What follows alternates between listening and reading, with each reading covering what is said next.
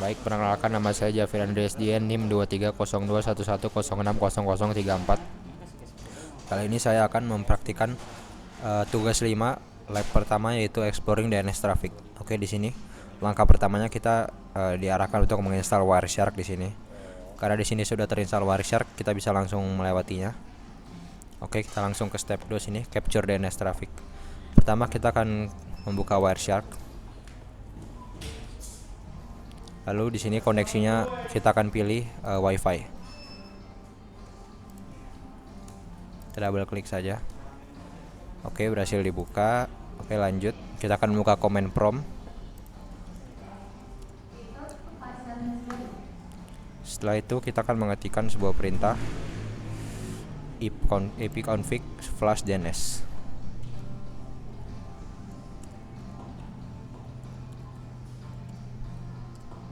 Oke, berhasil. Lalu kita akan mengetikkan perintah nxlookup untuk masuk ke interaktif mode. Oke. Setelah berhasil masuk nxlookup, kita akan mengetikkan domain www.cisco.com.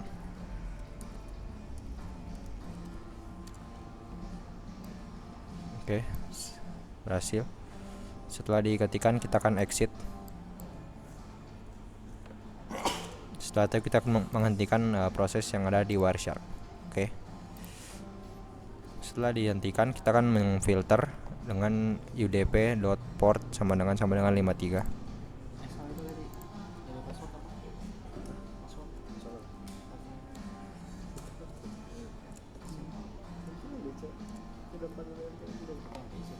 Oke, di sini kita akan mencari DNS paket dengan label standar query 0x0002.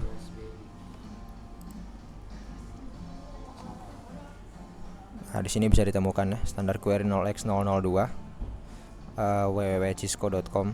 Oke. Selanjutnya kita akan expand bagian Ethernet 2 untuk melihat detailnya. Lalu di sini ada pertanyaan, what are the source and destination MAC address, which network interface are these MAC address associated with? Di sini, oke, bisa lihat di sini ya. Untuk menjawab pertanyaan ini, source MAC address adalah alamat fisik dari PC Ethernet atau adapter kita sendiri. Di sini source-nya bisa dilihat. Sedangkan destination MAC address adalah alamat fisik atau destination fisik dari default gateway atau router dari jaringan kita. Itu adalah destination-nya. Oke, kita lanjut di sini. Expand the Internet Protocol version 4. Observe the source and destination IPv4 address. Di sini kita akan melihat. Oke, di sini juga ada pertanyaan. What are the source and destination IP address? Which network interface are these IP address associated with? Untuk menjawab pertanyaan di sini, source IP address di sini adalah IPv4 dari PC kita. Bisa lihat di sini. Source-nya adalah IPv4 dari address kita. Dan destination IP-nya adalah alamat DNS yang digunakan oleh jaringan. Biasanya itu ISP. Di sini 8.8.8. Oke, lanjut. Di sini expand the user diagram protocol. Di sini ada pertanyaan, what are the source and destination ports? What is the default DNS port number? Kita akan mengexpand lagi untuk user datagram protokolnya. Untuk source portnya di sini dia adalah 52506. Di sini. Sedangkan destination port address-nya di sini ada 53. Oke, lanjut. Selanjutnya kita akan membuka command prompt lagi dan mengetikkan perintah arp strip a.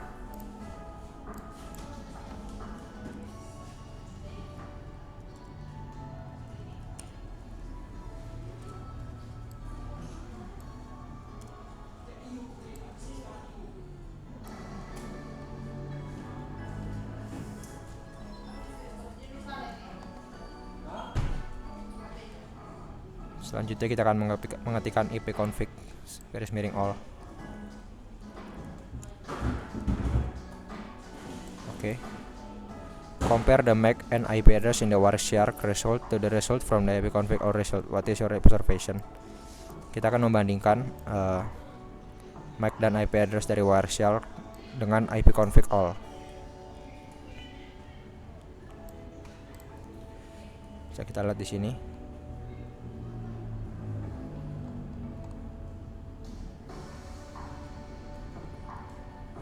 Wireless LAN-nya di sini ya.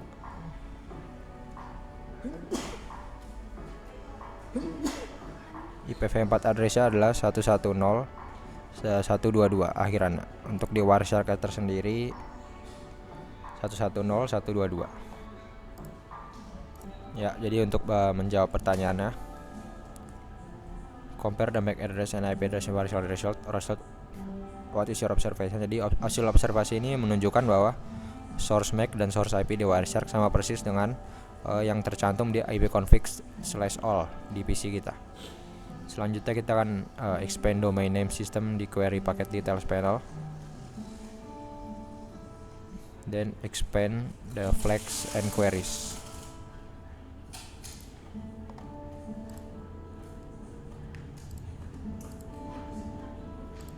Flag dan queries, oke.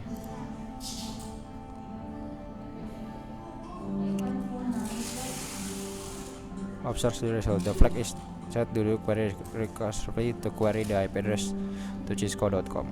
Oh ya, bisa lihat di situ ya, cisco.com. Oke, sini ada part 3, explore DNS response traffic.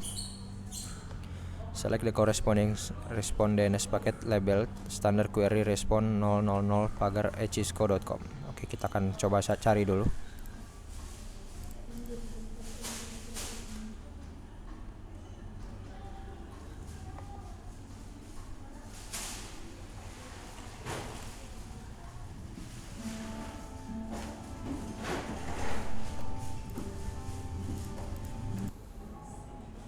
Ya, bisa lihat di sini standard query response 0x002. What are the source and destination MAC and IP address and port number? How do they compare to the address in the DNS query packets? Jadi pada paket response posisinya terbalik. Bisa lihat di sini. Destination dan source sekarang terbalik. Destination atau IP atau MAC di paket query kini menjadi source dan PC kita sebelumnya adalah source kini menjadi destination. Selanjutnya expand domain name system, then expand the flag queries and answer. Sini ada pertanyaan. Can the DNS server do recursive queries? Bisa lihat di sini.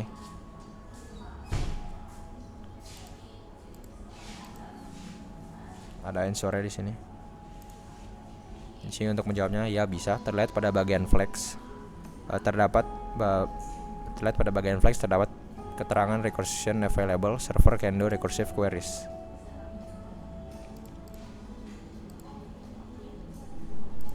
Oke, lanjut. Ada pertanyaan lagi. Observe the CNAME and records in the answers details. How do they compare to NS lookup result? Jadi isi rekaman CNAME alias dan record address di Wireshark identik dengan output teks yang dihasilkan saat kita menjalankan command NS lookup. Di sini kita masuk ke reflection. From the Wireshark results, what else can you learn about the network when you remove the filter? Jadi tanpa filter DNS kita bisa melihat background traffic lain yang terjadi di jaringan, seperti protokol ARP atau pemetaan IP ke MAC, HTTP atau HTTPS atau paket broadcast lainnya. Kedua, how can an attacker use Wireshark to compromise your network security? Jadi attacker dapat melakukan pengintaian untuk memetakan topologi jaringan, mengidentifikasikan layanan yang rentan, serta menyadap data sensitif yang tidak dienkripsi seperti password dalam clear text. Baik, untuk lab berikutnya akan saya serahkan ke teman saya. Terima kasih. Baik, perkenalkan, nama saya Immanuel Jeremia dengan NIM 230211060033. Di sini saya akan melanjutkan pada lab sebelumnya. Di sini saya akan melanjutkan pada lab kedua, yaitu dengan melakukan open PCIe file dan follow the SQL database attacker. Di sini saya akan membuka Wireshark pada CyberOps workstation. Lalu selanjutnya saya akan mencari sebuah file bernama lab support files dalam directory home analyst. Di sini saya telah membuka dan di sini tampak pada tampilan Wireshark di bagian lab support files. Jadi saya mencari SQL lab PCIP seperti yang telah diperintahkan pada task. Lalu selanjutnya saya akan membuka. Nah, dan di sini tampak ya hasilnya dari source dan destination. Jadi untuk pertanyaan what are the two IP addresses involved in this SQL injection attack based on the information display? Jawabannya adalah IP 10.0.2.15 sebagai target atau server dan IP 10.0.2.4 sebagai attacker. Lalu selanjut ke step 2 untuk melihat SQL injection attack.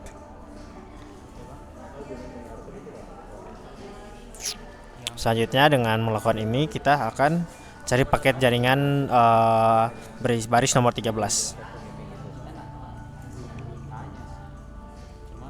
Baris nomor 13, klik kanan, lalu pilih opsi follow HTTP stream.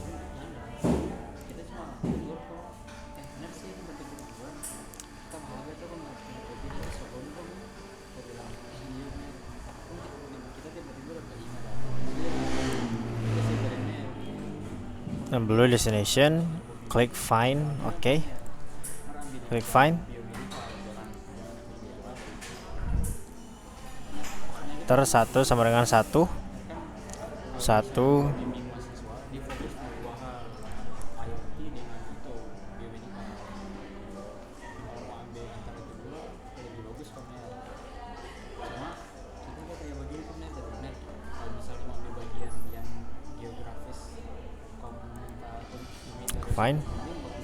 Oke, di sini tampak sudah berhasil.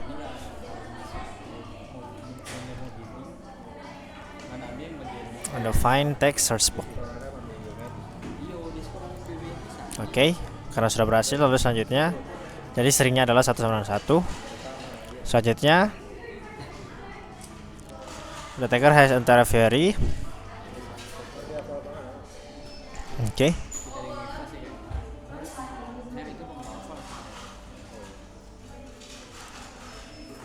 Di sini submit name, submit first name admin, surname admin.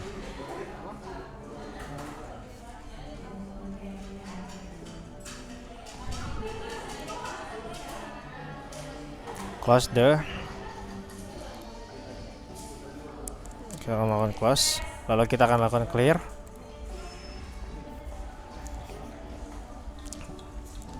Lalu ke paket baris. Baik, lanjut selanjutnya di step ketiga, kita akan melakukan view the continuation of an attack. Di sini kita akan melihat ke line 19 untuk melakukan hal seperti sebelumnya, yaitu mengikuti HTTP stream. Di sini. Lalu selanjutnya kembali mencari find 1 sama dengan 1. 1 sama dengan 1. Oke, di sini first name admin, surname adalah admin.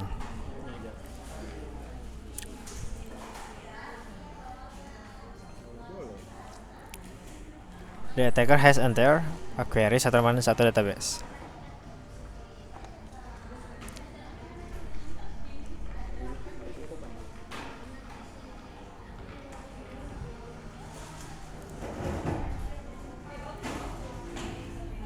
Oke.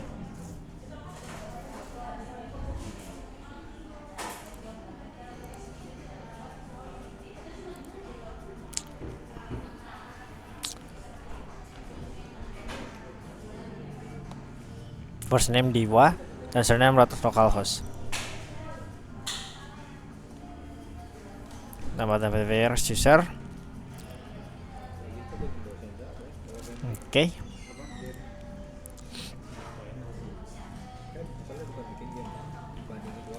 Klik here. Kita kembali melakukan close dan lakukan clear. Lalu selanjutnya ke step 4. Kita akan ke line 22.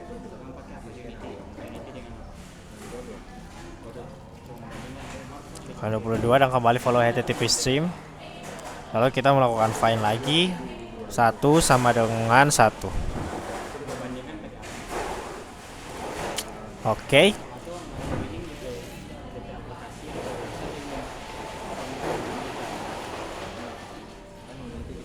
host,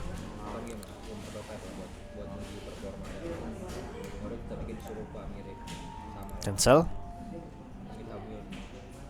Oke. Lalu the attacker has entered a query.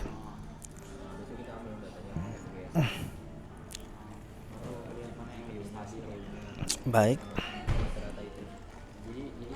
Untuk kode versinya adalah surname Ubuntu.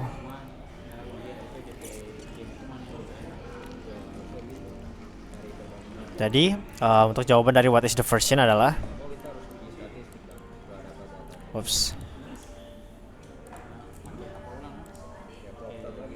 Ubuntu. Oke, baik. Selanjutnya untuk step berikutnya akan dilanjutkan oleh teman saya pada step kelima.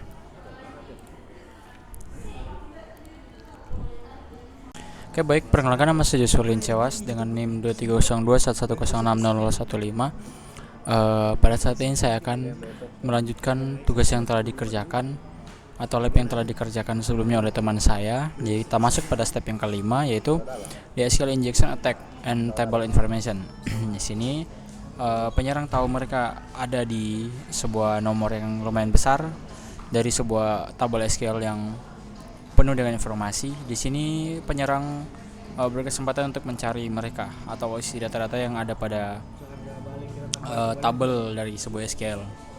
Di sini menggunakan Wireshark Capture, kita right click on line 25 and select follow HTTP stream. Sini mana kita tabel 25 sini follow HTTP stream. Di sini ada sebuah source yang berwarna merah dan berwarna biru. Di sini kita lanjut saja. Klik find and enter users. Di sini kita akan mencari untuk mencari kesempatan untuk mencoba masuk. Di sini when the text is located, klik lanjut saja. Find and users. Oke, cancel.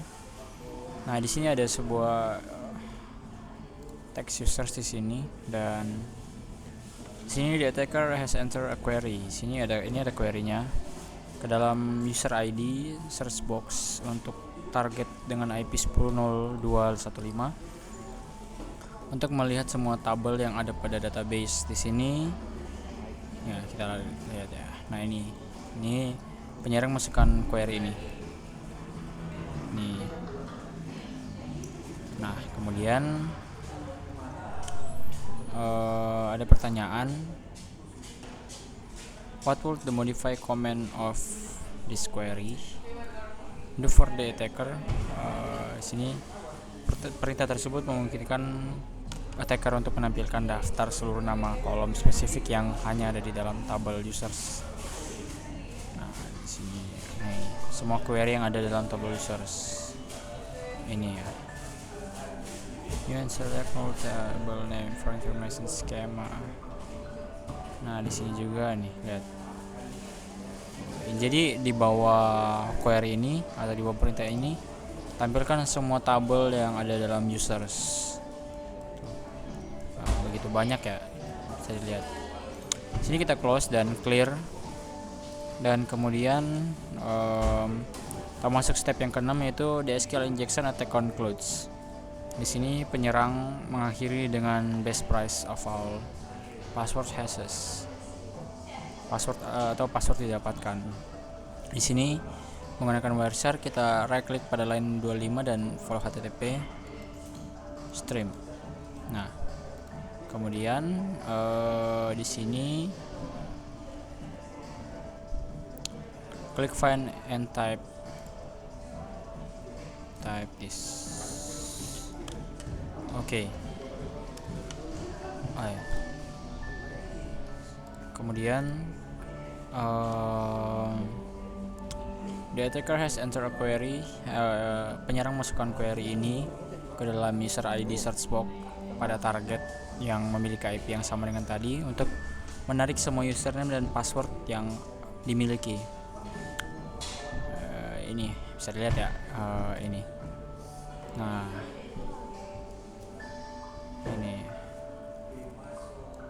ini semua ini ya. Nah, ini di sini ada username. Ini coba ya. Which user has the password hash of ini. Nah, user yang memiliki password hashnya itu adalah 1337. Ini ya, ini yang ini. Jadi 1337 ini memiliki username atau memiliki password hash yang sesuai. Kita akan menggunakan sebuah website CrackStation untuk melihat atau melakukan cracking untuk mengetahui isi dari untuk mengetahui apakah benar atau tidak password dari yang telah didapatkan. Ya, kita konfirmasi dulu dan kita coba copy yang tadi. Sini usernya 1337. Kita akan coba ya ini ya. Ini. Coba masukkan crack hashes. Nah, di sini color code screen yaitu exact match, yang berarti sangat cocok di sini. Untuk hash-nya adalah ini, untuk tipenya MD5, untuk hasilnya adalah Charlie, yang menandakan bahwa attacker atau penyerang itu berhasil melakukan cracking pada sebuah user dan mendapatkan username dan password. What is the plain text password? Plain textnya itu setelah dilakukan cracking via CrackStation, plain text tersebut adalah Charlie, maaf, typo ya. Charlie. Oke. Kemudian close the follow HTTP stream window, close any open window. Ini kita close ini ya, close dan close. Nah, kita close.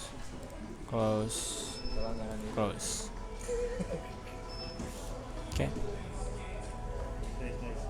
Di sini ada refleksi, yaitu what is the risk of having platform user the SQL language. Di sini apa yang menjadi tantangan dari menggunakan platform menggunakan bahasa SQL. Di sini risikonya adalah jika input dari pengguna tidak divalidasi oleh dengan benar, penyerang dapat manipulasi query SQL untuk membaca struktur database, mengekstrak informasi rahasia, memodifikasi dan bahkan menghapus sebuah data. Nah, seperti yang dilakukan sebelumnya. Sini pertanyaan yang kedua, yaitu browse the internet and perform a search of prevent SQL injection attack.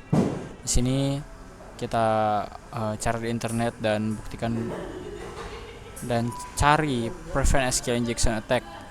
What are the methods or step then can be taken to prevent SQL injection attack? Sini pertanyaannya, apa ada dua metode atau langkah yang bisa digunakan untuk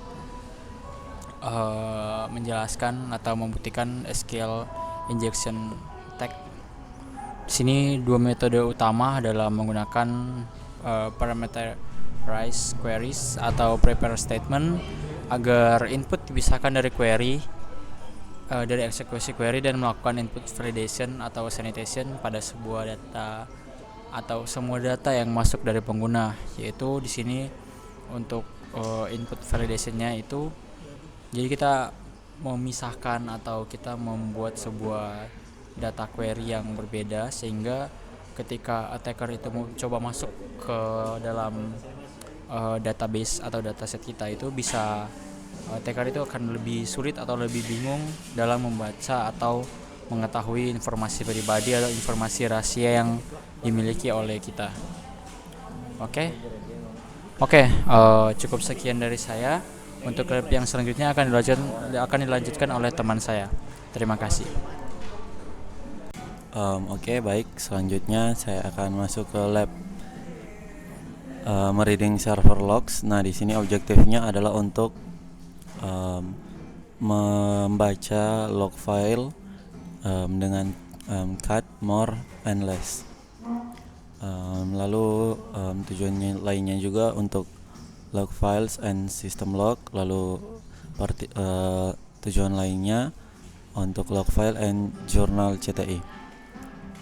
Untuk background scenario-nya di sini log file itu adalah alat yang penting untuk troubleshooting dan monitoring. Aplikasi yang berbeda akan menghasilkan log file yang berbeda.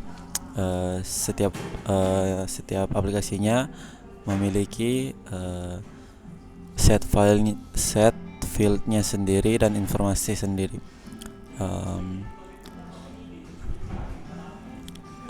Field strukturnya mungkin berbeda between log file.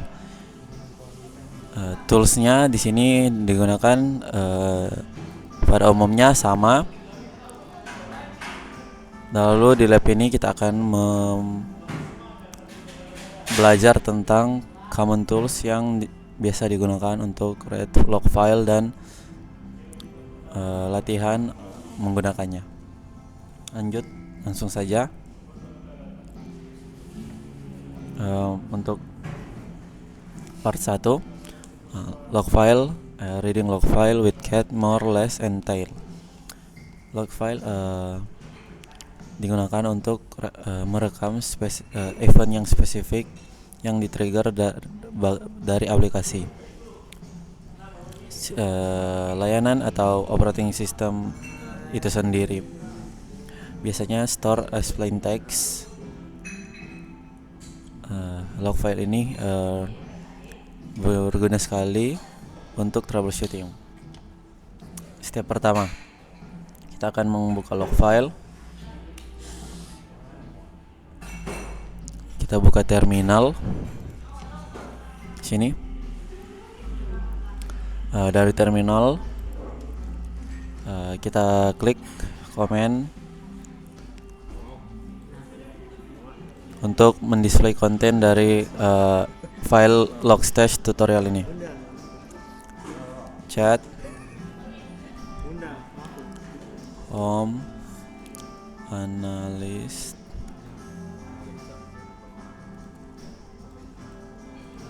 lab.support,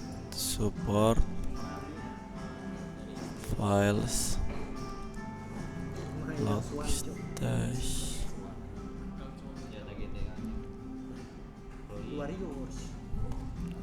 tutorial.log. Nah, di sini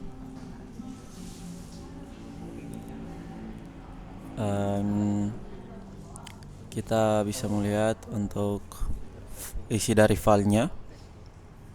Kita scroll untuk melihat seluruh isi filenya sampai sini.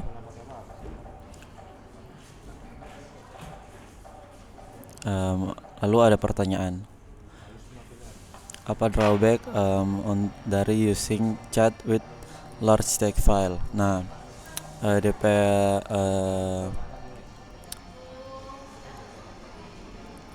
drawbacknya di sini, ketika orang using chat untuk drawback file yang besar, maka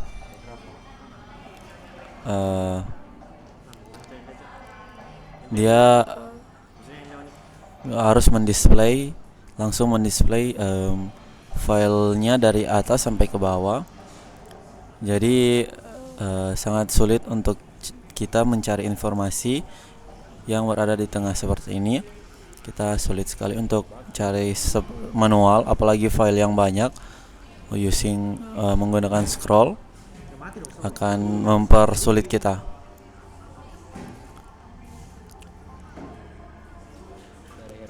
Nah, di terminal yang sama,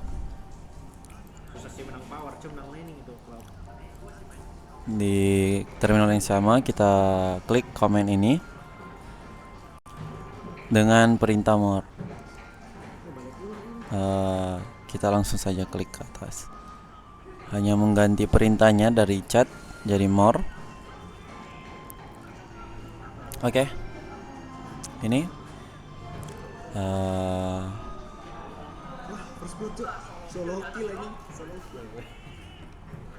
konten dari filenya bisa di scroll dari terminal window dan stop ketika satu page di display.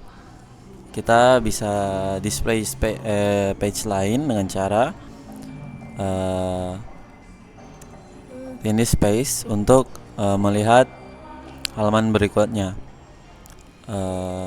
Press enter juga untuk melihat next text-nya.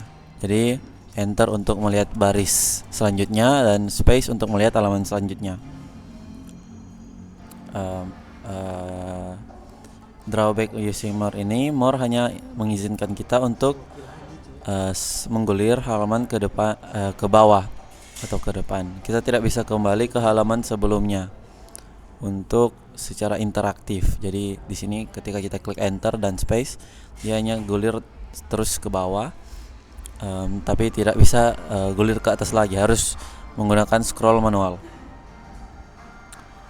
Sekarang kita lanjut saja. Oke.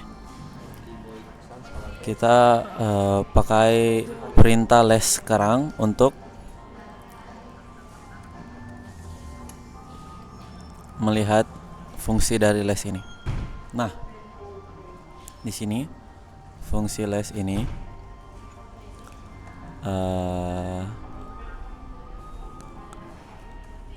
kita klik space untuk melihat page yang di display, lalu kita klik enter untuk melihat line yang selanjutnya sama seperti tadi sebenarnya. Namun ini ada use up and down arrow keys to move back and forth through the text. Jadi kita bisa kembali lagi ke log sebelumnya dengan cara klik page up atau page down. Di sini ketika saya tahan page down, di sini dia tampil untuk baris selanjutnya. Ketika saya tahan space up, dia kembali lagi ke sebelumnya. Ini ada bagus. Sekarang kita klik key untuk kembali ke tampilan awal ini. Untuk exit less toolnya ini. Sekarang kita gunakan tail command untuk display end of the text file. Defaultnya tail untuk adalah mendisplay 10 baris pertama dari file. Langsung saja kita ganti komennya. Tadi kita gunakan less, sekarang kita gunakan tail. Nah, tail ini adalah komen yang digunakan untuk menampilkan 10 baris terakhir dari log ini. Ini kita lihat apakah sama. Ini ISOSL 243 Mozilla sama ya.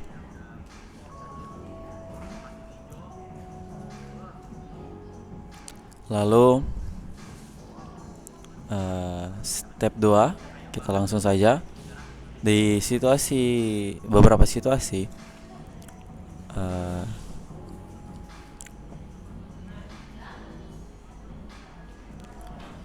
agak sulit untuk monitor log file dan ketika log entries-nya ditulis ke log file. Untuk kasus seperti itu ada fungsi yang namanya tailf untuk membantu. Contohnya di sini kita klik sudo tail F baru save.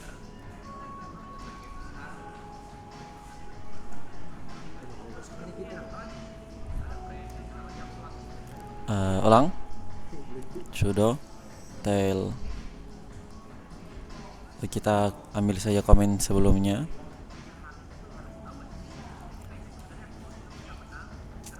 Karena sama, untuk file yang kita gunakan sama, hanya komennya yang dirubah.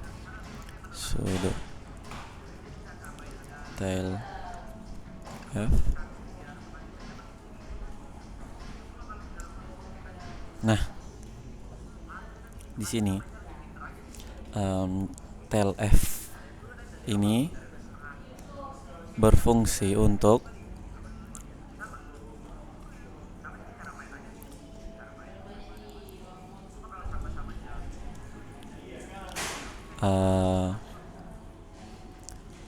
menampilkan 10 baris terakhir dari file kita, namun dia tidak berhenti dan tidak kembali ke shell prom.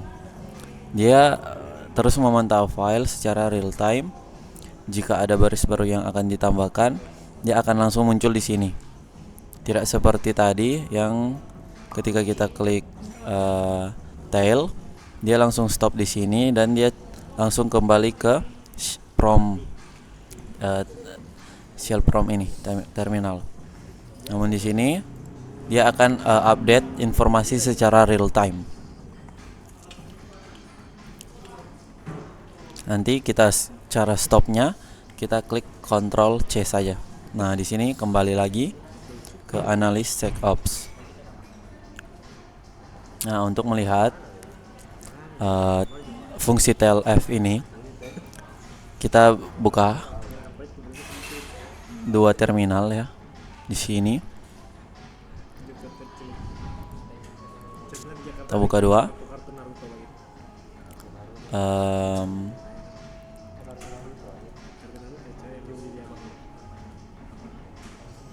Di sini terminal 1 untuk melihat file, lalu di sini untuk simulasikan memasukkan input data real time.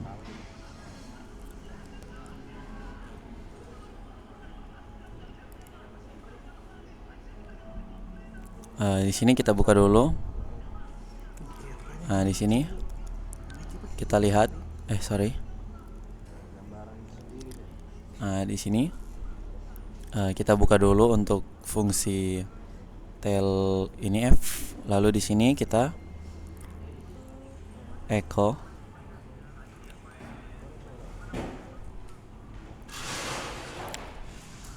this is a new entry to the monitor log file.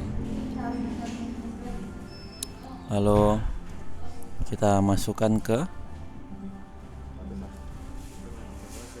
lab.support.files _logstash tutorial .log. Ya, kita lihat di sini akan ada informasi baru yang didapat direkam oleh fungsi TLF ini. Jadi baris baru yang ditambahkan ini akan langsung terbaca oleh fungsi TLF ini.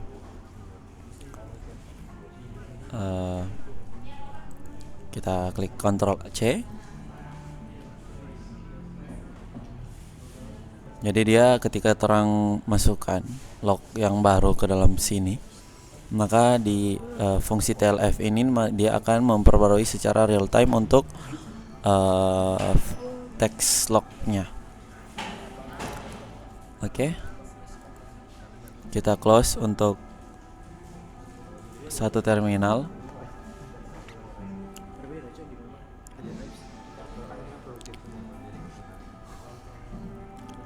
Sekarang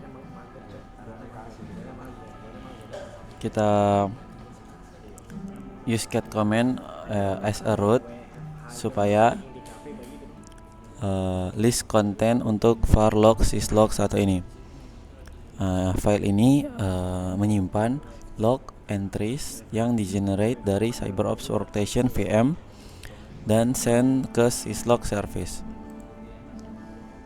Kita klik sudo chat var log syslog. Kita klik. Nah, seperti ini. Akan timbul informasi-informasi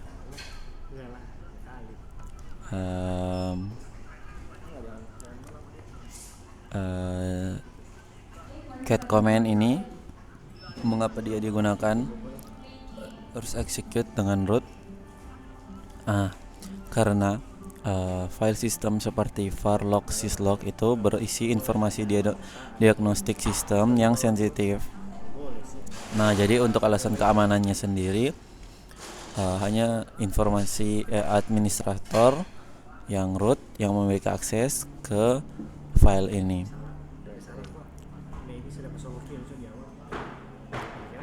Notice untuk file syslog ini hanya store most recent log entry. Ini jam berapa?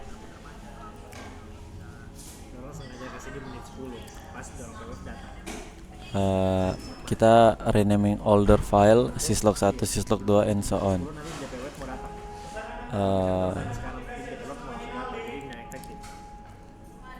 Kita use get command untuk list order syslog filenya.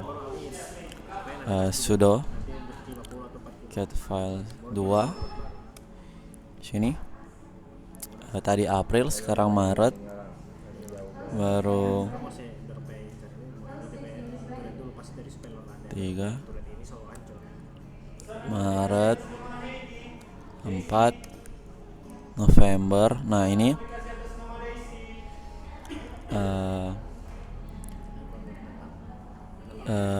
ada tulisan-tulisan seperti ini, bulan dan tanggal, karena waktu itu yang sinkron, apalagi penting agar timestamp dari log ini akurat. Jika waktu tidak sinkron,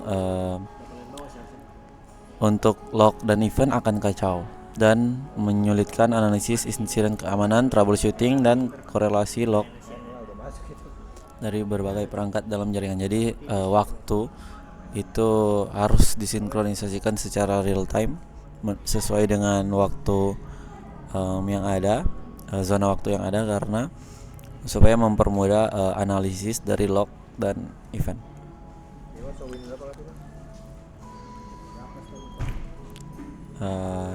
Sekarang lanjut part 3. Kita gunakan fungsi jurnal ini.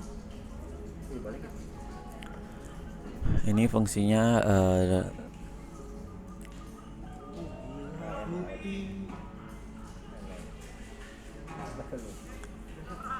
kita langsung saja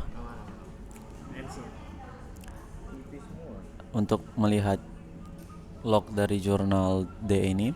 Kita using jurnal ctl command. Jurnal ctl enter. Nah, di sini dia akan menampilkan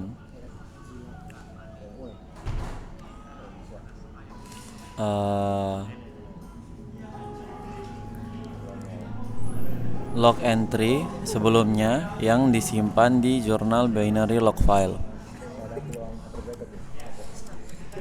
Ini banyak ya.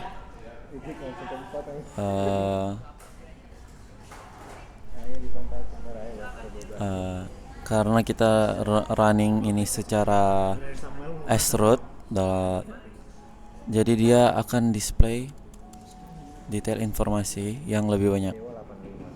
Kita keluar dengan cara Ctrl C.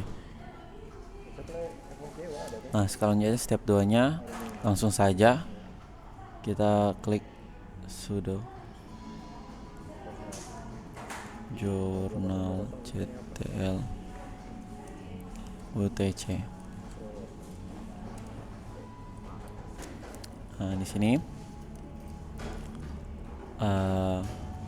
dia tampilkan datanya.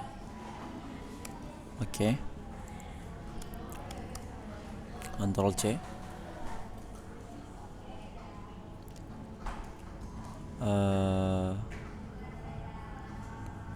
Selanjutnya kita run command journal Ctrl B. Nah, ini dia display seluruh log file entry yang direkam selama boot terakhir. Nah, ini boot terakhir ini ada lognya. Nih ya, ada banyak.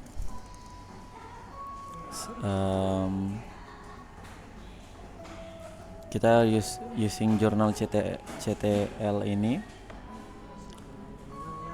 untuk specify service and time frame untuk log entry-nya. Komen ini menampilkan Nginx service log record hari ini. Kita Ctrl C aja dulu. Sudo journal CTL Nginx service since today.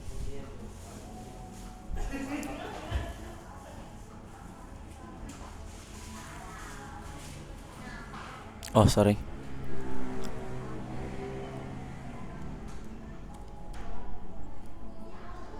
Oke.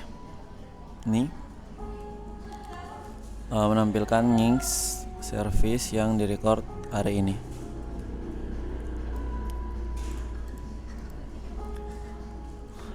Selanjutnya komen K.